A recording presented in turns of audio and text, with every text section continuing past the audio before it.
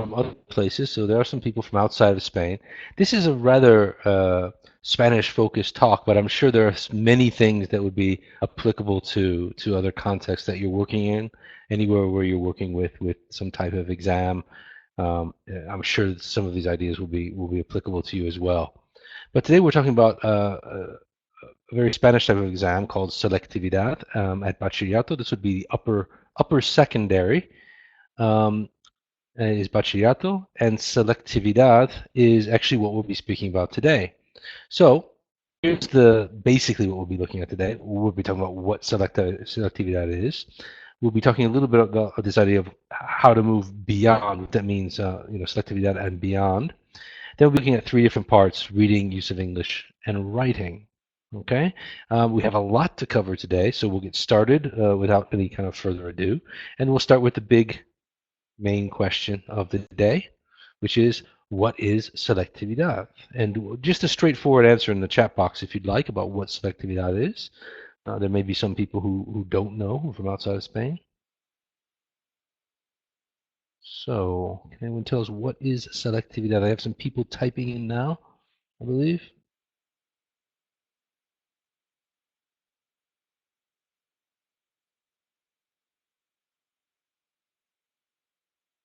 Any ideas?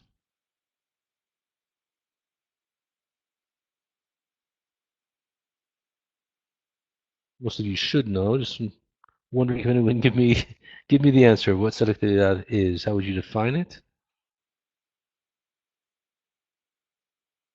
Oh, I think, oh, here we go. I'm actually, my chat box, I'm sorry, I wasn't moving down the chat box there. An access test to university, that's right. It's a university entrance exam, a written test for people going into university. Very good. So this is a university entrance exam, and we're going to be looking at, obviously, the part that's in English today, the English part of that exam that students will be taking in the later part of the spring. My son took this last year. I remember quite clearly. It's something that all students going to university have to go through, a little rite of passage here in Spain. But that's the sort of the straightforward answer. Selectividad is a university entrance exam, but what else is it? I mean, I've got some other ideas here, things that you might hear about selectividad. I'm just going to show them to you quickly. Here are some possible ideas. It could be you may agree or sort of disagree with these things. But for example, it may be the best way to evaluate our students. Do people generally agree with that?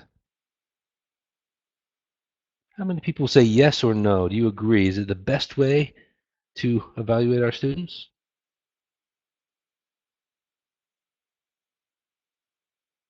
Okay, some people are saying no, it isn't. Yes.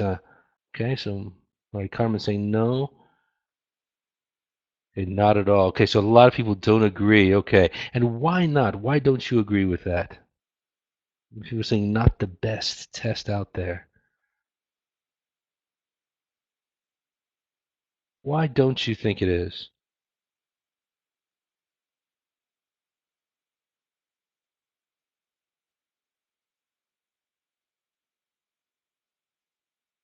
Just a couple ideas. I mean, I think there are many people who hold that opinion. I would certainly say that in the first place, not there are no tests which are perfect. There are no exams which are perfect. All of them serve different functions. Yes, there's no oral part or listening, which are very important skills. Yes, students can't show what they are able to do in the test. They're very limited in many ways. So if you have students who are quite good, they may not be able to shine as much as they'd like to. So yes, I think there are a lot of things. We have some of those here as limited in the skills it assesses. So no speaking or listening. It's a bit old-fashioned. They keep saying they'll change it, but they haven't. Yeah, it doesn't follow much of a communicative approach. So we all know that there are sort of limitations with it, but it is what it is, and it is something that we have to deal with when we have students in upper secondary. Obviously, because of many of the reasons I've got here as well, there is also a bit of panic around it sometimes, and anything around selectivity, anything around exams, pressure that's on students, on parents, on teachers. A lot depends on those exams. So they're talking about their future here. So no matter what they think of the exam or the fact that it may be limited, their score is going to be incredibly important in the end. And there's quite a bit of a fear of the unknown going into any kind of exam, which we'll talk about in a moment as well. But these are the types of things that we can do a little bit to help them with that, with those problems. We can give them an understanding of the demands of the exam, let them know what's on it, they give them the strategies for it, plenty of practice, maybe some lighter activities to lighten the load, and of course, maybe continued, we always, even though you're teaching well, maybe not teaching to an exam, you don't want to teach to this exam too much, I don't think. But you do have to make them aware of it. You have to make them comfortable with it.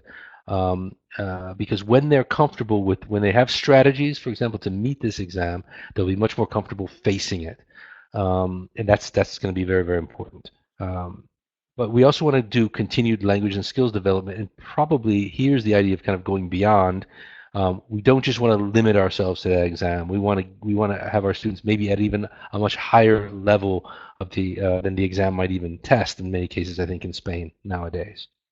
So let's look on another thing that might give students a bit of comfort. All of these things, strategies, understanding the demands of the exam, is this. There is an aspect of this exam, but of many exams, which is quite comforting to students. This woman, what does she do? What is her job? What does she do? What does she try to do in her job?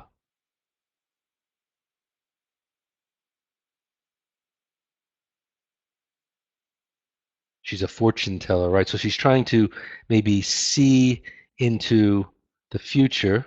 Another way of talking about seeing into the future is to do what?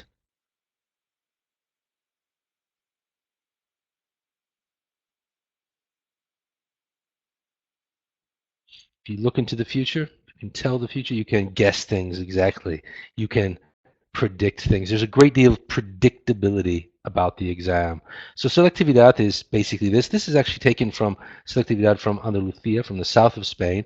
It doesn't vary greatly from one place to another. There may be some variations you might see today, but in general, I think it's pretty similar all around Spain. Most of the question types, etc. But it looks pretty much like this everywhere you go. Um, how many parts on there? Yeah. Well, we have three parts. The first part is a text, which is an adapted, it's an authentic text which has been adapted between 250 and 280 words. There are comprehension questions after that. You can see here we have some which are, multiple choice. We have some true or false, where you have to actually justify answers in your own words, etc. So some different types of questions around comprehension. There's a use of English section as well, which is interesting because this is very testy in a sense, very examining, and it's something that's kind of going a little bit out of, well, quite a bit out of style in a lot of exams nowadays. The idea that you do use of English in the exam, so showing a knowledge of the language instead of showing how you use the language, which is what we're trying to move towards in assessment more and more all the time, I think. But this is a little bit old-fashioned in some ways. Yeah, although it's very teachable as well. And then we have a writing section as well. And you'll notice this writing is very Spartan. It's very sparse. There's very little there to go on. So it's very directed, and there's not much that you can kind of get out of that. We'll talk about this in a moment, because this is also true. If you take a look, we're going to go back now to start with the reading. If you look at the reading, you might think, is this kind of ideal reading material for use in class? Now, these are sort of past papers. Would you use these in class all the time from maybe over the 2 years of upper secondary? You taking these out and having them read them all the time? I would imagine you probably would not be doing that. Well, okay, all the time, maybe not. Okay, from time to time, yeah. But I think especially as you get closer towards the exam, I think people would be using these with more and more frequency, which is that probably the way most people use them. But I think maybe over the 2 years of upper secondary, you probably give them a lot of other types of reading as well. So you give them a variety of things, but not simply this. I think it's if you look at it, it's quite sparse, so it needs a lot behind it. There are no pictures here. There's not very, they're very kind of short, very directed texts. And they require, I think, as does a lot of the exam, they require a lot of this. Um, what is this a picture of here?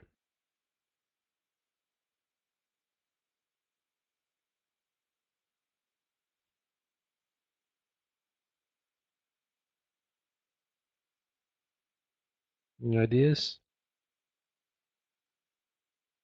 Yes, and these people are standing on a special type of structure that you use in construction when the building isn't finished. Yes, this is a team, and they're standing on a special structure. This is a structure you build. It's a temporary structure for building buildings. That's right, scaffolding. This is a scaffold or scaffolding, and that's exactly what you need. You need to scaffold your students. A lot for exams, I think, a lot for everything.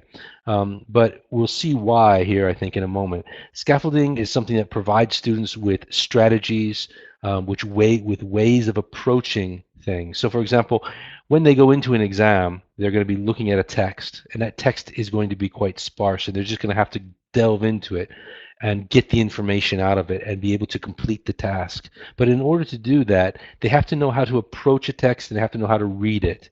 And therefore, we often, as teachers, we break down the process of reading or the process of writing or the process of speaking or listening into little steps to help them, to support them, and to show them a process for doing something. So, for example, just because the exam is quite direct and quite straightforward doesn't mean that that's what we're going to do in class every day. In class, we might take more time with the text and break it down. So we will use a text like this, for example. This is from a Selectividad level book to prepare students for Selectividad. And if you notice here, we have a text with pictures. There's also a title there. I have the title covered because you would probably want to do these types of things, predict and personalize. Because by predicting and personalizing, you're going to help the students to engage with the text better and understand it better. The reason we do this in class is because, well, then later in real life or on an exam, it's going to be much easier for them to do these things.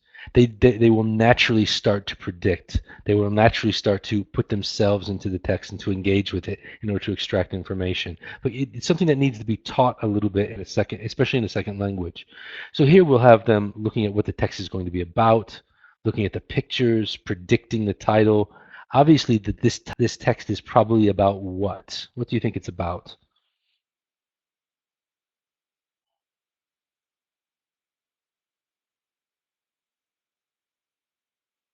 Any ideas what this text might be about?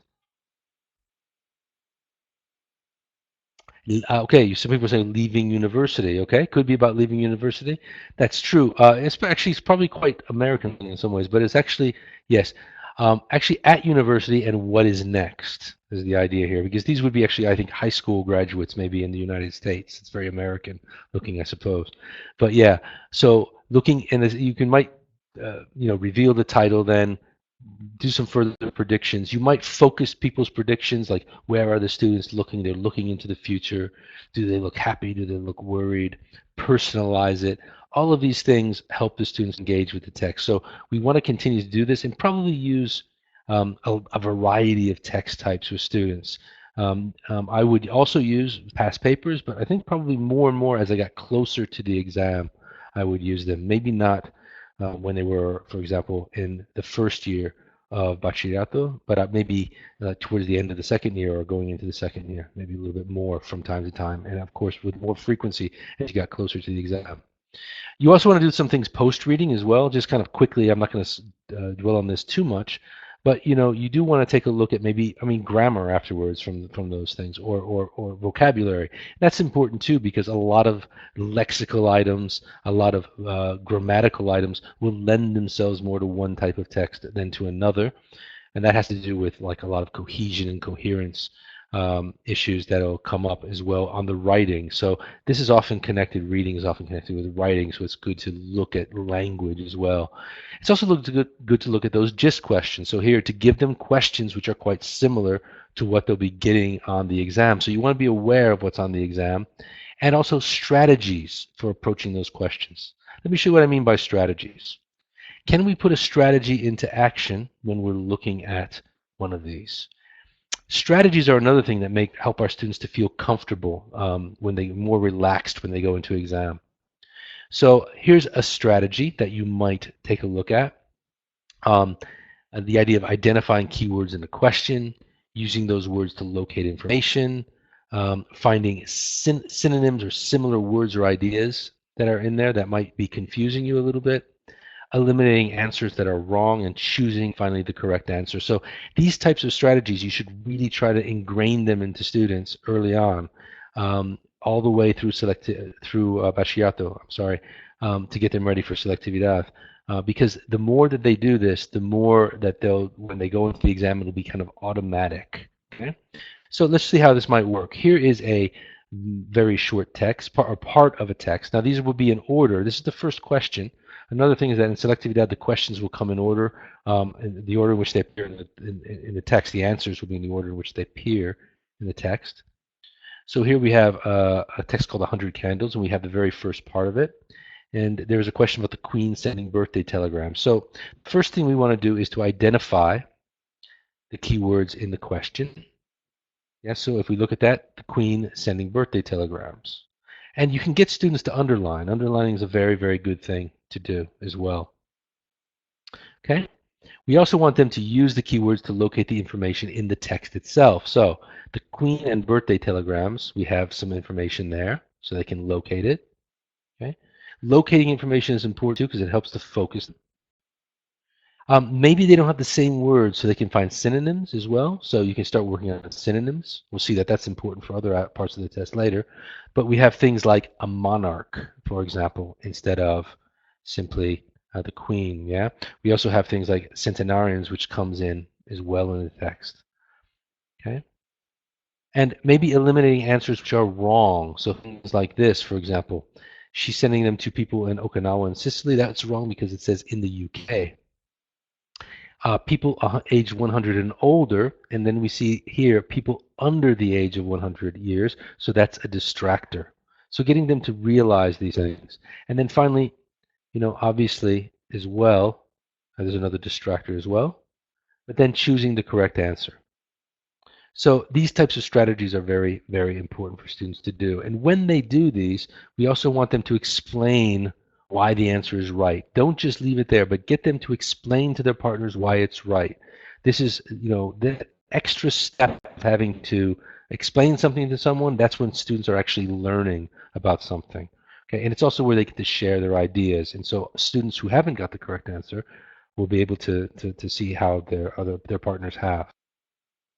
Okay, but I think it's also important for students now, whenever you're looking at any reading, possibly to come up with own reading questions, come up with their own reading questions for the rest of the class. So maybe you have students doing a reading and everyone comes up with different questions and they hand them to each other and they answer those questions, or maybe different texts in different groups and they come up with different questions and then pass them to another group.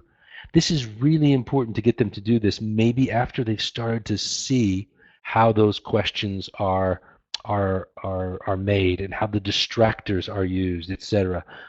It's really important for students to do this on their own. The question is why? Why would you get students to come up with their own questions for other students? So sort of mirroring the questions that they see on exams. Why is this a good thing to do?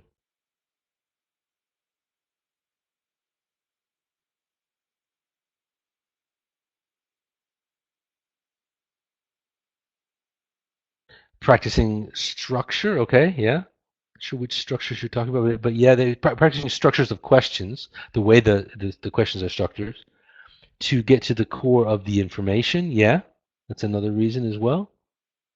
Okay, to get to yeah, so they're focusing on main ideas of the text. That could be another thing as well. But they'll start to also pick out how those questions are made. So I think a little bit this idea of getting them inside the head of the examiner. When they are good enough to write pretty decent questions as an examiner would, then it's become quite open to them. It's become quite transparent. And when the exam becomes more transparent, it becomes much easier to them.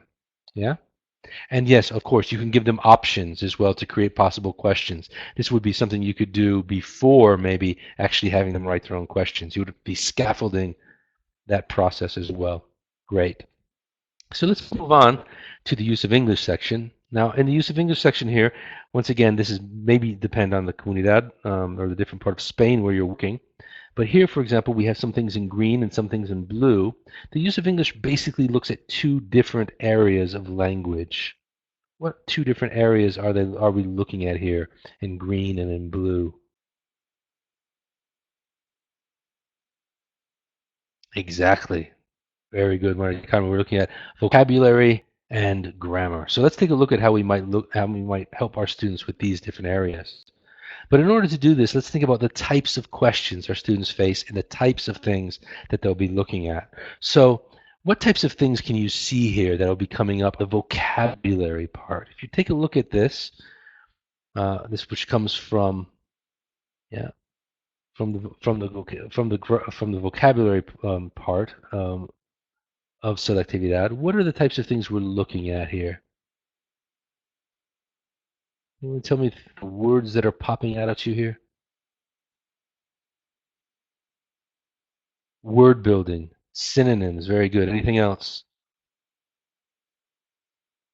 Opposites, great. Okay, so we have a lot of these things, and you'll be familiar with this. We have synonyms, opposites, definitions, odd ones out. I mean, odd ones out could be synonyms, opposites, definitions as well. Word transformations, so word building as well, filling in gaps, semantic groups. All of these types of things are touched upon. So how do we work on this? Well, one thing we should do is we should be teaching strategies, providing a lot of practice. So if you look here, for example, these are actually, if you have a good book which practices these areas, or if you do this on your own, or you find other materials from other places, you often want to look at texts and be asking students, can you find a word which means this, or find a word which means the opposite of that, or what's the opposite of this word that you see in the text? So do it over and over again. You have to be really aware of what's on the exam and practice it constantly. Um, Another thing you can do if you want to turn it into a game is play a little opposites and synonyms memory game. Okay, and I'm going to play this with you now. I'm actually going to read out here, I think, 8 words. Actually going to read the words to you, but I'm going to describe the words to you. Now, it's very important here that you don't write them down because this is a memory game, so I don't want any cheating out there. I'm going to read these words out to you. I'd like you just to remember them. Okay? So I'm going to read them rather quickly, and then I'm going to see how many you can remember of the 8. Okay, so don't write them down, just remember them in your head. So the opposite of cold. I want you to think of that word. What is the opposite of cold? And remember it. Don't write it down. Um, the opposite of interesting. Okay. A synonym of automobile. The opposite of rarely. Rarely. The opposite. A word which means the same as not long ago. Not long ago. It means the same. I want you to remember a word which is a synonym of recall. To recall. Okay, just 2 more. The opposite of arrive and a synonym for purchase.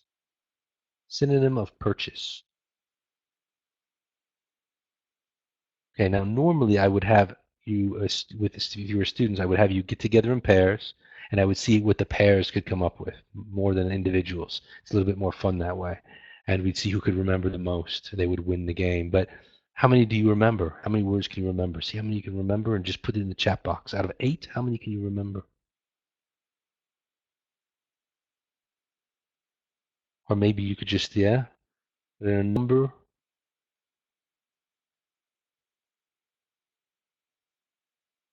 in the chat box.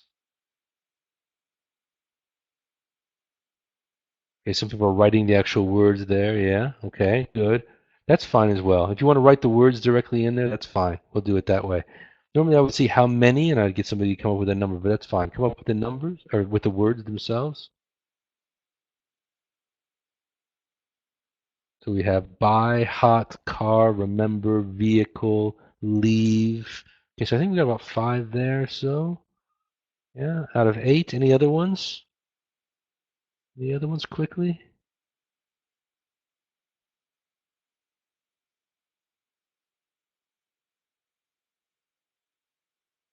Okay, people are getting about 5. Okay. How many? These are the words, actually. Yeah, so you can take a look at them. Yeah, boring was in there. Very good, Mari Cameron, as well. Great. Okay, so that was the opposite of interesting, boring, maybe. Okay, all right. So this is the kind of thing you can do, and if you think about this, this requires almost no preparation whatsoever. You can use it to revise any lists of vocab that you have. You can mix and match different lists as well, just to get, yeah. And it's going to be practicing things like synonyms, definitions of words, opposites of words. Okay, so it's really good practice, and it's just great for a warmer, a filler, for a cooler, whatever you need it for. Very easy, just a no-brainer type of activity for teachers. And I think those are sometimes the best types of activities, things that require very little preparation, and anyone can kind of come up with them. Here's another one which also requires very little preparation. As a matter of fact, which practices these things, synonyms, rephrasing, and doing it under time pressure, which is fun, and as a game, which is a tried and tested activity, Taboo, which many of you probably know about. You can download Taboo cards from the internet. You can come up with them on your own very easily. Your students can come up with them very easily. So if you take a look at some of these cards, they're actually quite small to see, but they have a word at the top and then 5 other words. So there's a word at the top, like, for example, and I'm going to have struggle here a little bit to see them, but for example, if you look towards the bottom right, there's one that says car, and that would be the word you're trying to describe. But there would be things like driver, uh, transport, fast travel, ride. Those are words related to car that you're not allowed to use, yeah, when you're describing the word. So taboo is a very simple game to do. You can do it in twos or in threes as well, depending on how you want to do it. If you have a judge, that would be the third person. They could check that none of the forbidden words are used, but they could also feed back to the class later on how the speaker got around the obstacles. What kind of synonyms or rephrasing did they use? So this generates a lot of useful vocab or synonyms in class. So let me give you an idea. I'm going to describe a word to you. Let's see, and I got 5 words that I can't use to describe this word. But I'm going to tell you that this is something that I might feel if I saw my girlfriend, for example, with another man, yeah, or walking down the street, I saw her with another man, I might feel this, yeah. Does anyone have any ideas? Um, it might be one way of doing it. I could also feel this maybe if I have a very normal car, but then my I see my neighbor has bought a Ferrari recently, and I might look at his Ferrari and I might sort of think, oh, uh, I don't know, I'd really like to have that Ferrari instead of my boring car. So what might that be? Envy, very good. Or jealousy, very good. Okay, so you'll see how this works a little bit, actually, because actually the word was jealousy. And one of the words I couldn't use was envy. I couldn't use emotion. I didn't use the word emotion, but I used a similar word. What did I use? Feeling, exactly. So you see the ways you have around this. So there's a number of ways of doing this, and these are very simple things to do. So students will be using synonyms. They'll be using different ways of talking about things, basically. And if you look here, for example, one thing that you can do as well, follow up on this. Don't just leave it there. Afterwards, in class, put those cards up on the board, or project them on the board, or whatever you want to do, and then pull out some of these ideas. So, for example, synonyms. What synonyms can students find in the cards? So say, can you find synonyms of jealousy, or objective, or juvenile, or assignment? Can you come up with similar words, for example, for remember, or for jail? Can you find synonyms or come up with synonyms for those things? So here you do the activity. You could pass around the cards to different groups and they would do them. Then put the cards up to the front of the board and then do this extra activity to really get the most out of the activity. So here, for example, you'd be doing these things like jealousy, envy, juvenile, young. So once again, yeah, just really driving it home for students. Okay, so there's another possibility. Okay, And here's, for example, as well, we have word transformations, just kind of, giving words with the same root as long, a noun with the same root as long, which is an adjective, which we all know would be length, for example. But for students, these can be quite tricky sometimes, and they're quite decontextualized as well. So they really have to work on these, I think, quite a bit. Let's take a look at how we might do that. I mean, one thing, of course, is work on it. When you're using a text, exploit it as much as possible. So, complete the sentences. Take a look at the text, pull out a word, use that word, put it into different contexts, make them transform the word, put it into different gap fills. If you have a good book that does this, it helps. Yeah, if not, make sure you're really, really looking at this when you're looking at texts. And get your students to become very, very autonomous at this. So they're thinking when, in the end, what you want them to do is when they're saying, hey, um, what's the verb for quick? I know quick is an adjective, but what's the verb, for example? Is there a verb around quick? To be quick or to quicken. Yeah, it might be a bit of an obscure one for them. Yeah, so there's a noun, quickness, for example. So there's quite a few in here that would be things that they could do as well. And let's just kind of very quickly then as well think about the idea of grammar. If you look here, I'm going to just show you this, but in grammar, there's a number of things that can come out. All of these kind of different areas come out in grammar quite a bit. So you have to know what the big ones are, yeah? Obviously, you're going to have sentence transformations that come up. They like sentence transformations. There are certain things that lend themselves to sentence transformations, the active and the passive, the reported and the direct speech, okay? Sometimes relative clauses as well. So all of these types of things come up a lot on the grammar section. I guess that we kind of came up with this idea here, a little bit of the big three, the favorite grammar points. Probably reported and direct speech, relative clauses, active and passive. These types of things are examiners' favorite points of grammar. Yeah. How can we work on some of these types of things? Well, I mean, just a quick idea here would be something like this. Obviously, lots of practice again. Yeah. Make sure you're using plenty of practice in those areas. But also, there are games as well too. Here's a very simple game, which is a variation on a game that I've played before, which maybe you know. I'll ask you a little bit later. This is a game called Ask the Teacher. Okay, so basically, the whole group needs to write some questions on the board of things they want to know about the teacher. Okay, so it could be, I mean, it could be at the beginning of the year, or for example, what's your name and where are you from, or maybe what did you do last weekend, or they could be any types of questions. You could center these questions on ask the teacher about the last weekend, for example, or what they studied at university, or what their favorite hobby is, and they would get 10 questions on the board. Questions are an important thing too, as well. So Selectividad, sometimes they'll be asked to write questions. So these are all also good for that reason. Then you have half the class leave the room. The other half stays in the room. They ask the teacher the questions. They write down the responses, and then you change. The other half leaves the room, and the other half comes into class. Okay, they ask the same questions, but the teacher will lie to one group and tell the truth to the other group. Then the students will be paired off with one pair from each group, and they will tell the other student what the teacher said. Okay, and try to decide who was lied to. Okay, so with this, what you can get students doing, obviously, then is sort of reported speech. So you'll be getting a lot of this. I asked the teacher how old she was, and she told me she was 16. I asked the same question, but she told me she was 36.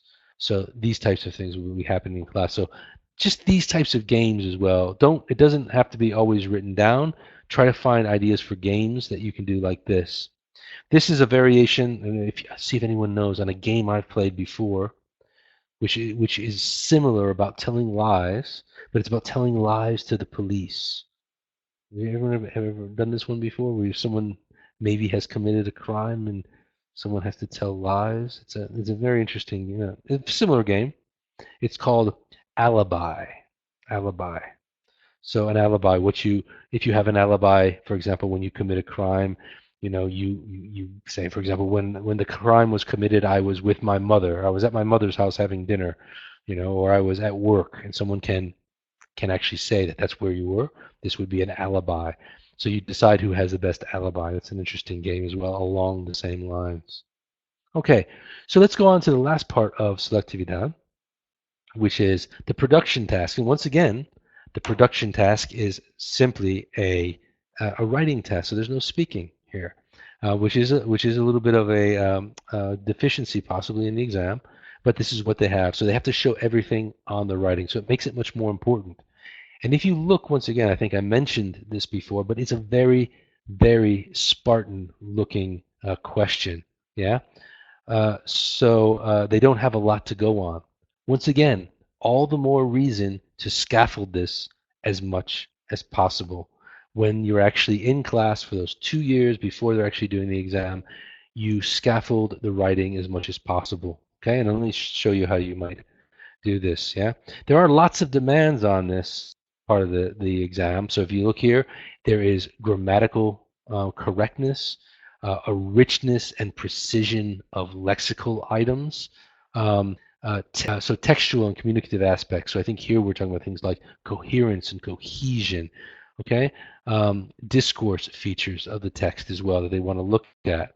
And if you actually break these down, you can see we have grammatical items, we have this richness of lexical items and precision of lexical items, and these other textual aspects of as well of the writing. I mean, you see there's a lot that they're looking for there. Yeah, you can't do it all at once. So they really need to do this over the course of Bachillerato, over the course of upper secondary, and they need to build up those skills very, very gradually. Yeah. Also, a good idea, keep a record of all their writing and make sure they keep a record to look back on and to remember the things that they've learned. Yeah. But one thing you can do here, and I'm going to show you from a textbook here, a Selectividad level textbook. Here is a writing section with a writing task, which is writing a for or against XA with arguments in favor of and against keeping animals in zoos, for example. Okay? So if you look at the way this is laid out, you might see a little bit the way this works. This is, I think, a very, very good way of getting students ready for writing. And if you'd like to just put in the chat box, if you notice here, this is a spread from a course book, and you have the writing task at the end. So obviously they're actually doing the task at the end. But what things are they doing before they get to the writing task? What types of things are they doing before that? What would we call this type of writing, perhaps? What are they doing, do you think, during this time? You may not be able to see it all, but you can probably guess a little bit. Yes, Mari Khan was saying this is the most difficult for their students. Yes, writing is not easy, and it's definitely not easy for teenagers. So they really need to be prepared for this. What would you call this? What are we doing here? What different things are we doing before we get to the actual writing task? And what do we call this type of writing? Yeah, warming up, learning about the structure of the text, brainstorming, all of these types of things. Good. Anything else? Yeah, brainstorming. Okay. Any other things? What do we call this type of writing? Where we don't just say, like on a selected ed, here, write this. Analyzing a text to find out its structure. Exactly. This is really, really good. And we're not just telling them to do something, we're bringing them through an actual uh, an actual procedure here.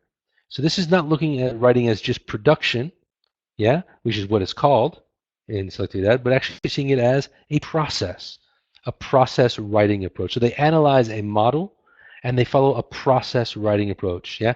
This is also, when you think about it, this is basically scaffolding.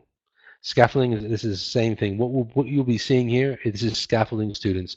So it's basically giving them, it's breaking down the task of writing into little steps that they do, yeah, and they probably do these in class together with a partner in groups at first, and then they become more and more autonomous with it. So that by the time they actually get to the exam, they can do this automatically, but they have to be taught how to do it. So don't rush the writing.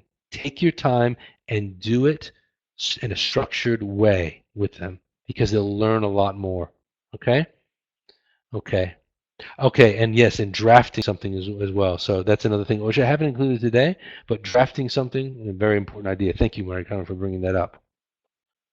So skills, for example, here, we're just going to look a little bit here. One of the skills that comes up here, if you notice, is the idea of paragraphing. And everyone knows what a nightmare this can be with teenagers. They just don't tend to get those paragraphs. They kind of put everything in one block, or the paragraphs kind of don't make sense. But this is something that they're definitely looking for on Selectividad. And it's something that if you look back at what we saw here before, there are clear paragraphs, and those paragraphs here, for example, it's a little bit difficult to see, but the idea of looking at the essay and which paragraph, for example, has a personal opinion, presents arguments against, presents arguments for. So they're analyzing the text, and then they're actually given a structure here that they can use. Later on, it's also a very good idea when you're talking about organizing or a draft, yeah, if you get them to use a writing template, yeah, this is from a course book where you can actually photocopy these. They're actually a very good idea because they get the students thinking like that, and it helps them to organize a draft, for example, much more easily, and organize their writing much more easily. But if not, they're easy enough to come up with on your own as well. Yes, try to avoid writing a brick. Exactly. That's a very, very good. I've never heard that before, but it makes perfect sense. And I've been there as well. We all have, I think, with teenagers. Yeah, but they can be taught. Yeah, they can be taught, and they can be taught to do it correctly. So just have faith and keep plugging away. Um, another thing that we're going to look at here today is introducing ideas with the correct connectors or correct linking devices. This is something that's going to come up in definitely it's going to come up in a for or against essay. Here we can see this also being brought out here from this textbook, where you can see there are some structures, there are some phrases and some words that are used, and for listing arguments, for giving examples, for showing contrast, etc. Okay, so they get all of these types of linkers. So that's very important for them to then use those and to be using them quite explicitly. Yeah, so one thing you might want to do with students to just to get them to use a wider range of linkers might be to do something like this. Come up with a text, take a text from your book, and add in extra linkers, yeah, in different areas. Okay. Now, for example, these linkers all serve the same function. So, for example, here, however, nevertheless, nonetheless, none of these are incorrect. They're all correct in the context because they are all contrast linkers. What's more, furthermore, and in addition, these are also all correct because they are adding something. They are all linkers where they're adding some information. So what you might want to do with your students here is you have them in pairs, and what they do is they each have a copy of this. And they're going to read it to each other. It's a race to see who can read the entire text first. If you think of these little sections here as little hurdles or little obstacles for them to get over, and what they have to do is to try to read it all the way through, guessing what their partner has chosen. So their partner and they as well will choose one of the words in each of these sections, but they won't show their partner what the word is. And the partner cannot write down afterwards. They have to put the pencil down. It's only reading. So I would read, for example, to my partner and say, going to university can make a real difference in your life. However, and if he says yes, that's the word he chose, I can continue reading.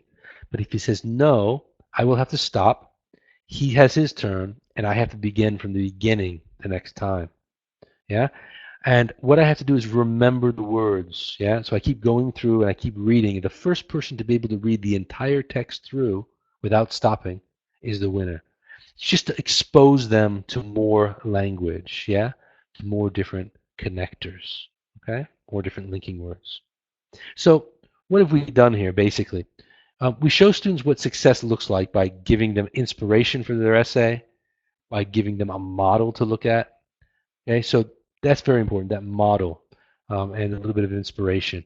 We build up some skills here as well. We've looked here, in this particular case, at paragraphs and linking words, but depending on the type of text you're looking at, that will change as well. Okay, another thing that we would want to do as well, people brought this up, is the idea of brainstorming. which I'm not going to go into a lot today, but it's really important to get your students to brainstorm ideas in class, as a whole class with a partner in small groups, whatever, because the more that they do this together, the more autonomous they'll end up becoming. Because on the exam, they're going to have ideas to write with. Because if you notice, if you remember from what we saw from the actual exam, there's not a lot of extra ideas there for them to use. So that's going to be something that's very important for them to do. So after doing all of these types of things, they're pretty much ready to write, but don't forget that accuracy comes into it. There is a lot about grammatical and accuracy and lexical accuracy as well on the exam. So one thing you can use is a list of common errors. Here are a list of common errors that come from a textbook, but you can also add to these. When your students keep making mistakes, have a list of common errors for the class. Have a list of common errors that each student keeps. Yeah, this is a very important record for students. They can use this then to check their written work. Yeah, and when they've done this a few times, they need it written. They need it written down somewhere. They need this, somewhere to refer to. Okay, because after they've done it a few times, it will become automatic. And also, the idea of looking at models, having something many times in their course can show them exactly what a model looks like, what those linkers look like, referring back to common language that's used in those texts, and keep a record of the text that they make. And for example, from a class, if one of your students has a particularly good example of a writing, yeah, maybe that's something you can photocopy and share with the rest of the class as a good example. So these types of things are really important to keep records. Have your students keep records of those things because those records are going to be very important later when they're getting ready to study for Selectividad intently, yeah, intensively. So finally, today, what we've looked at, we've tried to look at this, the understanding a little bit. We've had a limited amount of time, but hopefully it's been a good refresher, something to think about.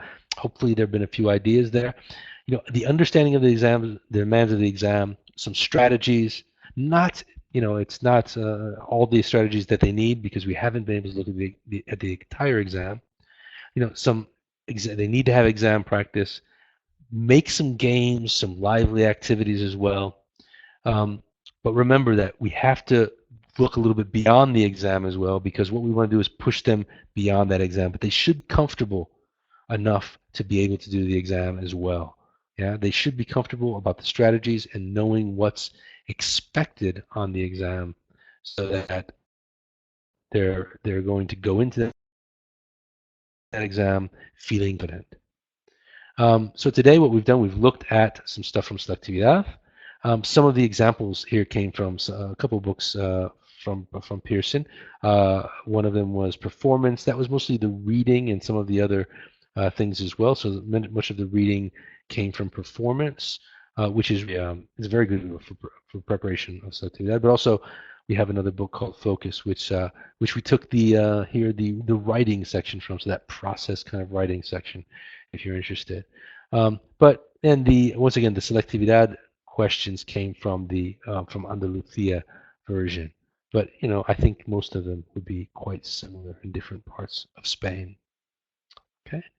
Um, so finally, I'd just like to thank you for coming today. I know it was a short amount of time that we spent together, but I hope it was useful for you. I certainly enjoyed speaking to you today, and I hope to be in touch with you in the future. If you would like to get in touch with me, you have my email there. Also at Twitter, I'm at Brian Enquist1 if you want to check that out. And we have a blog as well called ELT Learning Journeys, if you'd like to take a look at that, where me, Elena, who you met earlier, or Michael Brand, the other teacher trainer here in Spain, we take turns contributing to that blog every week if you'd like to read an article there. So thank you all very much, and we hope to see you soon again in the future at another webinar uh, from Pearson here in Spain. So thank you very much, and goodbye.